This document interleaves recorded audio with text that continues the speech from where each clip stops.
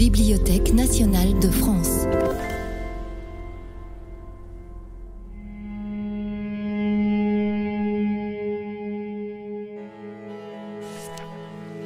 Les voyages de Pétrarque.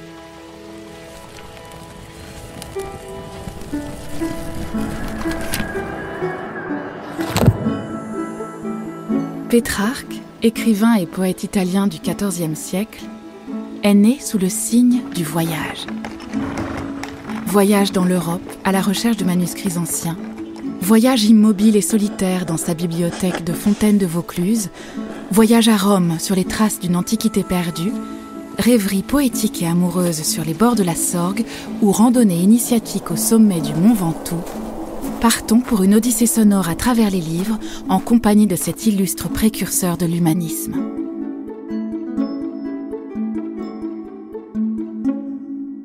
Épisode 1. Le voyage humaniste. Comment Pétrarque, écrivain et poète précurseur de la Renaissance, est assoiffé de connaissances et prêt à tout pour se procurer les textes anciens.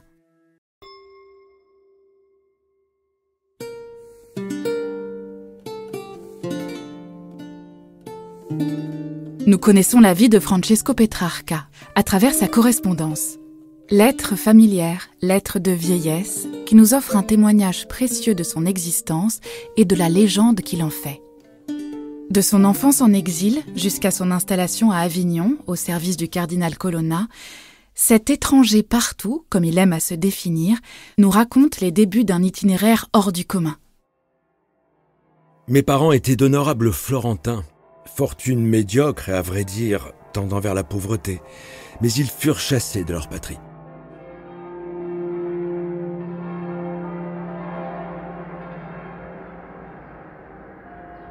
Je suis né en exil à Arezzo, l'année 1304.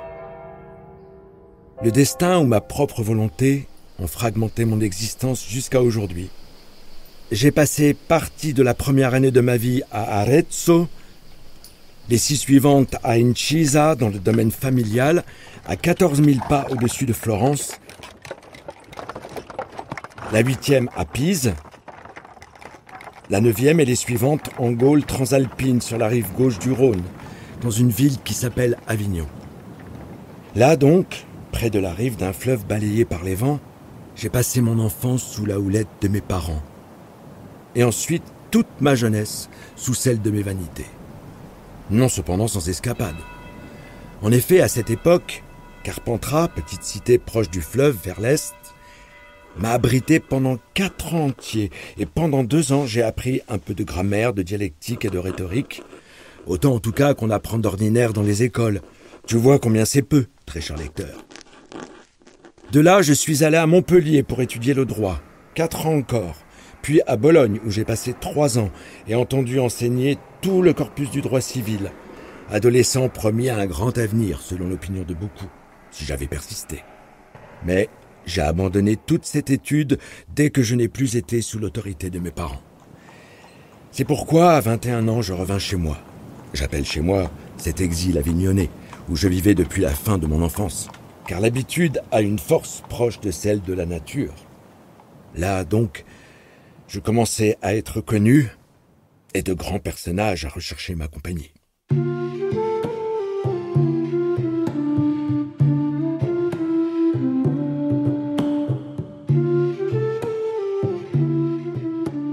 Né en Italie, c'est pourtant plus de la moitié de sa vie que Pétrarque passe dans le royaume de France. Entre Moyen-Âge et Renaissance, il est à la fois un homme du monde d'avant et du monde d'après. Explorateur du monde des idées, amoureux des livres et des textes, il invente un nouveau modèle de culture qui gagnera le reste de l'Europe au XVIe siècle, l'humanisme. Ce vaste mouvement s'appuie sur un rassemblement sans précédent du patrimoine littéraire, intellectuel et artistique de l'Antiquité. Pétrarque est chrétien, mais il arrive à conjuguer sa foi avec les valeurs de l'Antiquité non chrétienne. Très tôt, il se passionne pour les auteurs classiques latins comme Cicéron et Virgile, et nous fait ici le récit d'une nuit de 1320, scène primitive et décisive. Depuis l'enfance, à une époque où les autres restent bouche bée devant Prosper ou Ésope, je ne laissai passer aucune occasion, prêt à tout sacrifier pour acquérir, où que ce fût, des livres de Cicéron. Il se trouva un jour que, par une inspiration peu compréhensible, mais en tout cas bien peu indulgente, tous les livres que j'avais pu acquérir de Cicéron en même temps que quelques ouvrages poétiques furent sous mes yeux, sous prétexte qu'il me détournait de travaux plus lucratifs, tirés de la cachette, ou craignant ce qui arriva après, je les avais dissimulés et livrés aux flammes, tout comme des livres hérétiques. À ce spectacle, je me pris à gémir, comme si j'avais été moi-même jeté dans ce feu. Me voyant dans pareille tristesse, mon père, je me souviens, arracha tout à coup au feu 2 livres que l'incendie avait presque consumés, et tenant Virgile dans la main droite et la rhétorique de Cicéron dans la gauche, me les tendit en souriant, l'un et l'autre, alors que j'étais toujours en pleurs. « Prends, dit-il, celui-ci, le meilleur qui soit pour consoler ton cœur. Celui-là, pour t'aider un peu dans tes études de droit civil. » Consolé par ses compagnons peu nombreux mais si importants, je ravalai mes larmes. Mon plaisir, d'autant plus fervent qu'il avait été interrompu, revint plus fervent encore.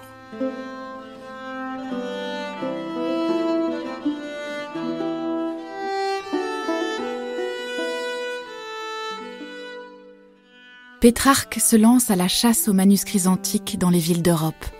Ses voyages humanistes lui permettent de retrouver, copier et traduire des textes majeurs tombés dans l'oubli. À force de recherche, il retrouve 2 œuvres importantes de Cicéron. Son discours Proarchia, dans un monastère à Liège, et ses lettres à Atticus, Brutus et Quintus, dans la bibliothèque de la cathédrale de Vérone. D'abord à Avignon, où il réside, puis en Europe, au cours de ses voyages, il constitue autour de lui un réseau culturel qui partage le même idéal humaniste et qui lui procure des textes anciens.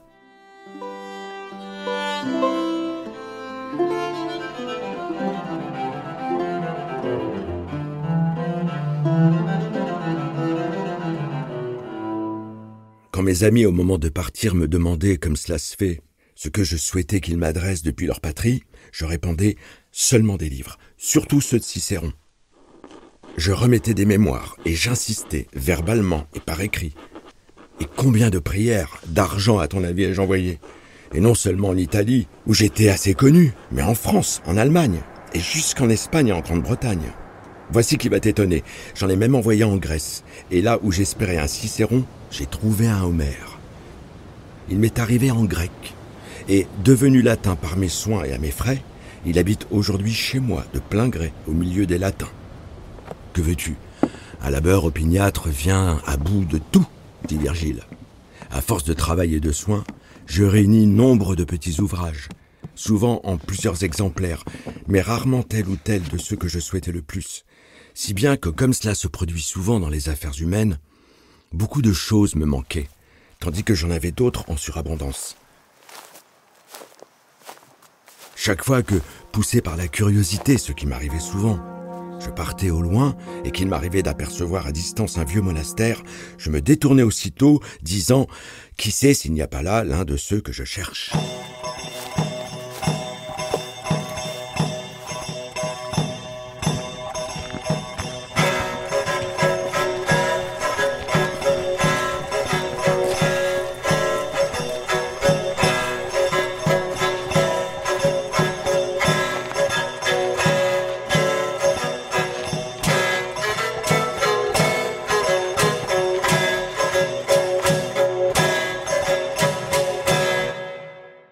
Pour se ressourcer de sa vie publique autour des princes, des prélats, des papes et des rois, c'est surtout dans les textes que Pétrarque aime à voyager.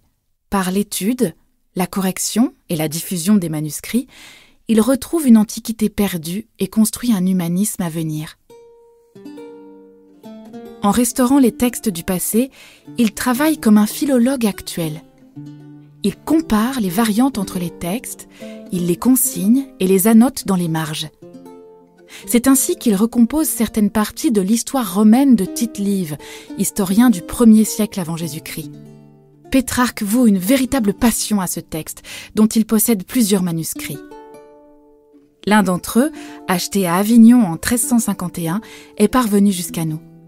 Décoré de somptueuses enluminures et annoté en rouge de la main de Pétrarque, de remarques morales, politiques ou littéraires que le texte lui inspire, ce précieux ouvrage est conservé aujourd'hui à la Bibliothèque nationale de France. Pétrarque s'éteint la veille de son 70e anniversaire dans sa bibliothèque, la tête appuyée contre un manuscrit romain de Virgile, en laissant à la postérité une œuvre historique empreinte de ses voyages.